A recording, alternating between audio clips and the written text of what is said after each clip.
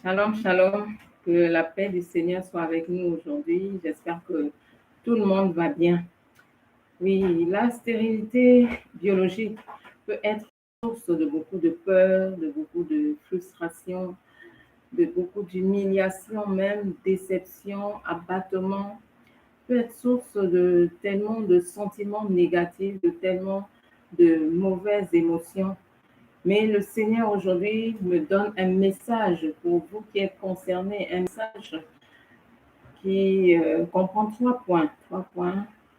Et le tout premier déjà, c'est que vous devez considérer tous les exemples bibliques.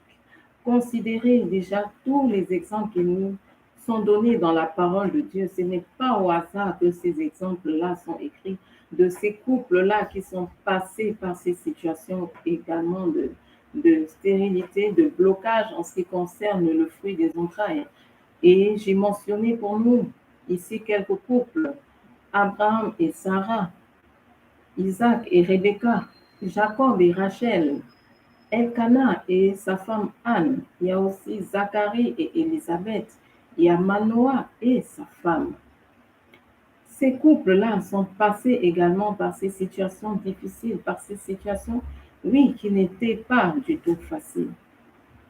Mais ce que Dieu veut qu'on garde à l'esprit aujourd'hui, c'est que ces couples-là ont fini par être exaucés par Dieu. Oui, pour te dire aujourd'hui que la stérilité n'est pas une situation figée. La stérilité n'est pas une situation immuable. Devant Dieu, devant le Seigneur, oui, il est le Dieu qui inverse toutes les situations. Il est le Dieu qui change toutes les situations. Oui, la stérilité n'est pas une situation figée. Donc ne te dis pas que tu es condamné. Ne te dis pas que pour toi c'est fini. Ne te dis pas que pour toi il n'y a plus rien à faire. Même si on ne mentionne pas forcément quelles étaient les causes de ces stérilités-là dans la parole de Dieu. Et pour certains de ces couples-là, ça a pris énormément de temps pour que ces personnes puissent voir l'action de Dieu dans leur vie. Mais aujourd'hui, il faut que tu retiennes une chose. C'est une situation qui a de l'espoir. Oui, ce n'est pas une situation qui va être sans espoir, non. Ce n'est pas une situation immuable, je le répète. Ce n'est pas une situation figée. Ce n'est pas une situation où tu es condamné, non. Ce n'est pas encore fini. Tant que tu vis, dis-toi, oui, il y a espoir. Et tu te dis, oui, ce Dieu-là qui a fait pour tous ces couples-là, prends-en même un seul. Tu dis, ce Dieu qui a fait pour Elkanah et Anne, oui, mon tour arrive, il le fera également pour moi. Parce qu'il est le même hier, aujourd'hui, éternellement. Il ne change pas. Il ne change pas. Garde à l'esprit tous ces récits bibliques-là. Et parce que tu vas garder ces récits bibliques, ta foi sera au quotidien galvanisée. Ta foi sera boostée au quotidien parce que tu auras à l'esprit tous ces couples-là et tu te diras, oui, ce Dieu qui a fait pour Abraham et Sarah, mais mon tour arrive, il le fera également pour moi.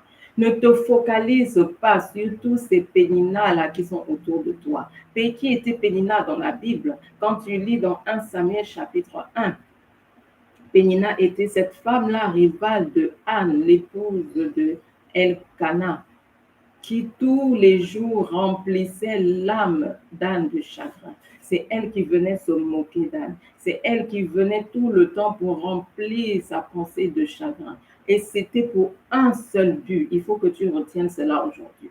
Un seul but. Et la parole de Dieu le dit, que c'était pour que Anne arrête d'invoquer Dieu. C'était pour que Anne arrête de prier, pour que Anne se dise, oui, c'est Dieu qui est responsable de ma situation. C'est Dieu qui est responsable. Je vous ai dit, c'est mentionné même dans la parole de Dieu. Quand vous lisez dans 1 Samuel chapitre 1. Oui, le but de Pénina, c'était de venir pour anéantir la foi de Anne, pour que Anne ne prie plus, pour que Anne ne cherche plus Dieu, pour que Anne soit là à condamner Dieu tous les jours, que Anne soit là à se dire tout le temps, oui, Dieu, tu es responsable de ma situation, et qu'elle dise, oui, c'est Dieu qui m'a rendu stérile, et qu'elle donc rejette Dieu et ne prie plus. C'était ça le but de Pénina. Ne l'oublie jamais dans cette situation. Ferme tes oreilles à tous ces Péninas-là qui sont autour de toi, quels qu'ils soient, que ce soit les membres de la famille, les collègues, parfois même ton propre mari. Ferme les oreilles à tous ces Péninas-là qui voudront toujours anéantir ta foi, qui sont là pour se moquer de toi, qui sont là pour t'insulter, qui sont là pour te dire, ben, toi, tu ne fais que prier, prier, prier, où sont les résultats? On ne voit même pas ces résultats. Parfois, c'est les belles-mères et consorts. Qui que ce soit autour de toi qui est Pénina, ferme tes oreilles à ce que cette personne dit. Ferme tes yeux même au comportement de la personne. Si tu te focalises sur ces Péninas, tu n'auras pas la foi et tu vas arrêter de prier. C'est déjà ce que tu dois retenir. Donc, il faut que tu gardes l'espoir en te disant, Dieu qui a agi pour le couple de Manoah et leur a donné Samson, ce Dieu-là va également intervenir dans ma vie. C'est juste mon tour qui arrive. Et si tu te comportes ainsi, tu vas donc garder la joie, comme te le dit la parole de Dieu dans Ésaïe 54, verset 1. Il est dit quoi? Triomphe, stérile, toi qui n'as pas enfanté. Oui, tu dois triompher. Tu dois triompher. Et dans Galates 4, ce verset est repris, Galates 4, verset 27, ce verset est repris, mais on dit plutôt, réjouis-toi, stérile, toi qui n'as pas enfanté. Oui, tu dois te réjouir. Il faut être dans la joie en te disant, oui, j'ai un Dieu vivant. Oui, j'ai un Dieu puissant. Oui, ce que je sais, c'est que mon tour arrive. Ce Dieu qui est intervenu dans ce couple-là de Jacob et Rachel, ce Dieu-là, mon tour arrive pour qu'il se manifeste dans ma vie, pour qu'il intervienne et soit rempli de joie. Sois rempli de joie. La deuxième chose que Dieu veut que tu retiennes aujourd'hui, regarde un peu quels sont ces enfants-là qui sont nés de ces couples-là qui avaient ce challenge dans leur vie. Regarde un peu. Quand tu regardes la vie d'Isaac, regarde la vie de Jacob, regarde la vie de Joseph, regarde un peu la vie de Samuel, regarde celle de Jean-Baptiste, regarde la vie de Samson. Qui étaient ces personnages-là dans la parole de Dieu? Tu vois bien que ces enfants-là, c'était des personnes qui avaient de grandes destinées, qui ont bouleversé le monde en leur temps. C'était des fils de destinée, des enfants que Dieu avait choisis. Et tu t'étonnes qu'il y a eu autant de combats pour qu'ils viennent au monde. Donc, dis-toi, et ça va te remplir de joie, que c'est un fils de destinée qui va naître de toi. C'est un fils de destinée qui arrive. Et ça va te remplir de joie au quotidien. Dis-toi que la personne-là qui sortira de mon sein va être une personne qui va influencer le monde. Le diable ne s'attaque pas à lui au hasard. Le diable ne se lève pas contre lui au hasard. Donc, au lieu d'être chez toi à te dire pourquoi moi, pourquoi ça m'arrive, pourquoi ces problèmes, pourquoi, au lieu de te poser toutes ces questions de pourquoi, dis-toi, je suis une choisie de Dieu pour faire naître dans ce monde un fils de destinée, pour faire naître dans ce monde quelqu'un qui va impacter le monde positivement, quelqu'un qui va changer le cours de la vie de beaucoup de personnes. Oui, regarde bien et il faut bien analyser les vies de tous ces enfants-là qui sont nés de ces couples qui avaient ce challenge dans la parole de Dieu. Tu verras que ce n'était pas n'importe quels enfants. Tu le verras. Et la troisième chose que Dieu veut que tu retiennes aujourd'hui et que tu gardes à l'esprit, c'est que tu dois continuer à prier. Tu dois continuer à l'invoquer. Tu dois continuer dans la prière. Ne baisse pas le bras. Ne baisse pas dans l'intensité de la prière. Non, ne baisse pas. Regarde un peu ce qui est dit dans Genèse. C'est le chapitre 30 au verset 22. Et même quand tu lis Genèse 21, verset 1, tu vois qu'est-ce qui est écrit? Dieu se souvint de Rachel. Rachel, qui était l'épouse de Jacob et qui également ne pouvait pas enfanter. Et après, Dieu lui a donné de merveilleux enfants, Benjamin et Joseph. Il est dit dans ce verset, et Dieu se souvint d'elle. Mais est-ce que Dieu se souvient de quelqu'un qui ne prie pas, de quelqu'un qui ne l'appelle pas, de quelqu'un qui ne l'invoque pas? Garde-toi d'arrêter de prier. Ça, c'est un conseil que je te donne. Et c'est le troisième point que Dieu veut que tu retiennes. N'arrête jamais de prier.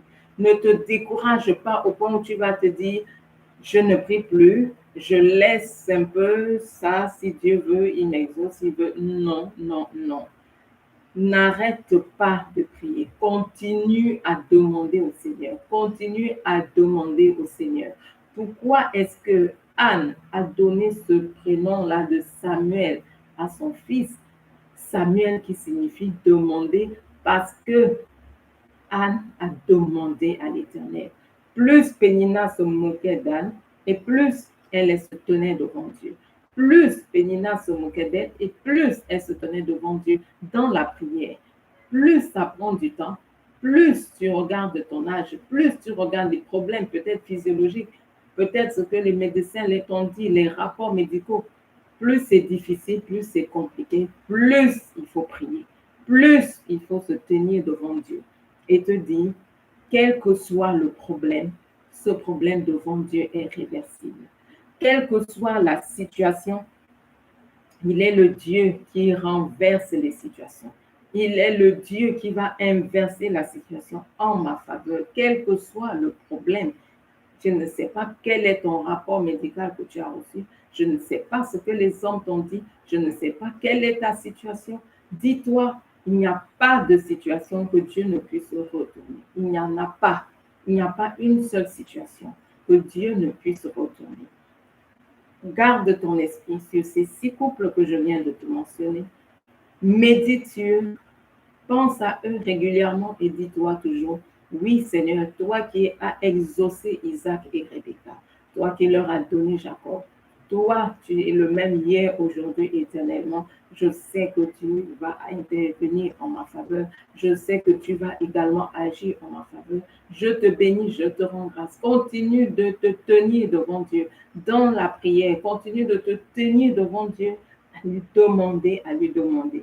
Et je te laisse avec ce verset de 2 Corinthiens, chapitre 6, verset 2. Qu'est-ce qu'il est mentionné? Il est dit, au temps favorable, je t'ai exaucé. Au jour du salut, je t'ai secouru. Tu as un jour favorable devant Dieu. Ne l'oublie jamais.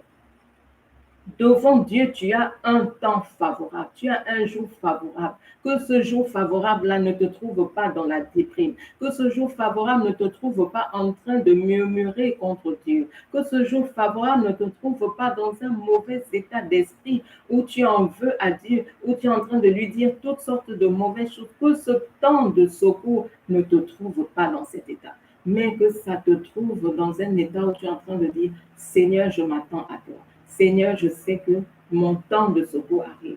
Seigneur, je sais que le temps de secours, oui, tu es celui qui va me secourir quand mon temps de secours va arriver. Que Dieu te trouve dans cet état où tu es dans l'attente, où tu es là en train de totalement mettre ta confiance en lui, où tu es en train de totalement t'attendre à lui. Tu ne t'attends pas à un homme, tu ne t'attends pas à un marabout, tu ne t'attends pas à qui que ce soit sur terre, mais tu t'attends à Dieu, celui-là qui fait enfanter. C'est le Dieu qui fait enfanter. Ne l'oublie jamais. Et tu te tiens devant Dieu ainsi. Et le jour favorable, le temps favorable, le jour du salut, le temps du salut, il va te secourir. Il va intervenir en ta faveur. Je te répète donc les 3 points que Dieu veut que tu retiennes aujourd'hui. Le premier point, garde espoir. La foi vient de ce qu'on entend, de ce qu'on entend vient de la parole de Dieu. En méditant sur ces couples qui avaient le même challenge que toi dans la parole de Dieu, tu vas parvenir à avoir la foi. Ta foi va être galvanisée et tu vas être rempli d'espoir. Parce que la Bible te dit de triompher. La Bible te dit de garder cet espoir-là et te dire, ce Dieu qui a fait pour ces 6 couples dans la Bible, il le fera également pour moi. Il va également intervenir.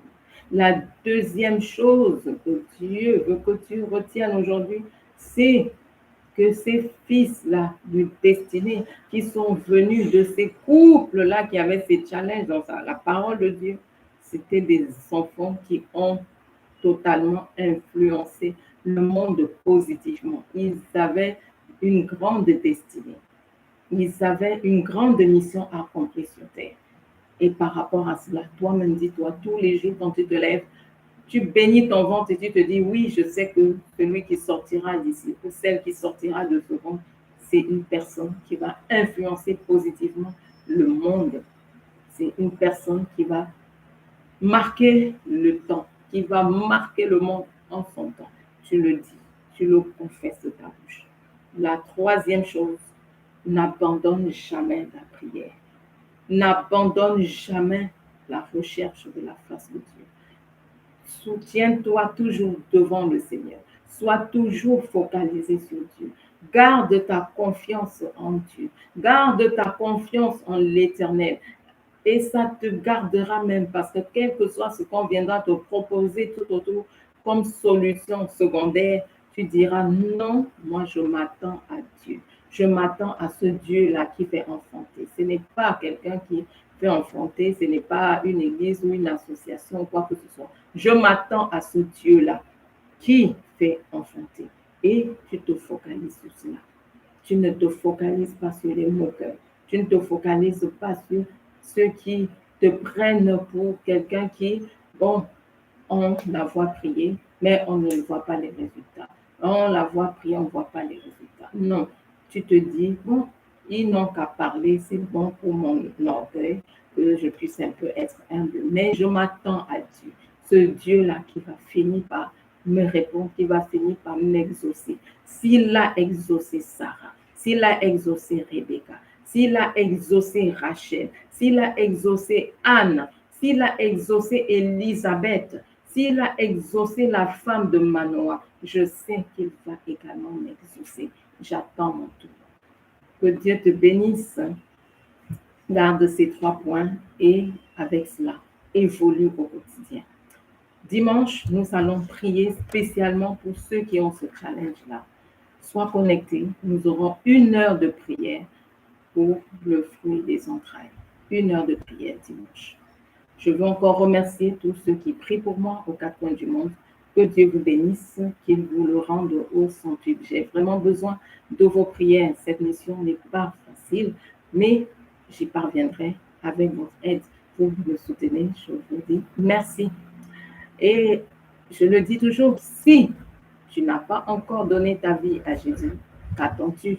Il est ce Dieu merveilleux, ce Dieu qui fait enfanter.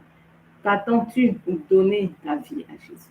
Il n'est jamais trop tard. Fais-le tout de suite. Fais-le. Tu peux répéter juste après moi. Dis, Seigneur Jésus, fais de moi un enfant de Dieu. Car ta parole dit que si je confesse de ma bouche le Seigneur Jésus, si je crois dans mon cœur que tu es ressuscité d'entre les morts, je serai sauvé. Oui, sauve-moi, sauve mon âme, afin qu'à ma mort, je puisse être avec toi. Bienvenue dans la famille de Dieu. On se dit, bien-aimés, à dimanche pour les temps de prière. Et n'oubliez pas qu'il y a également un groupe de prière pour ceux qui veulent une prière spéciale entre guillemets. C'est un point de prière tous les matins. Si vous voulez ces points de prière, intégrez le groupe. Le lien est mentionné en description et en commentaire. Intégrez le groupe de prière et vous aurez un sujet de prière chaque matin pour élever votre foi, pour vous permettre de vous tenir devant Dieu par rapport à certains points particuliers. Que Dieu nous bénisse tous. On se dit à une très prochaine vidéo. Shalom.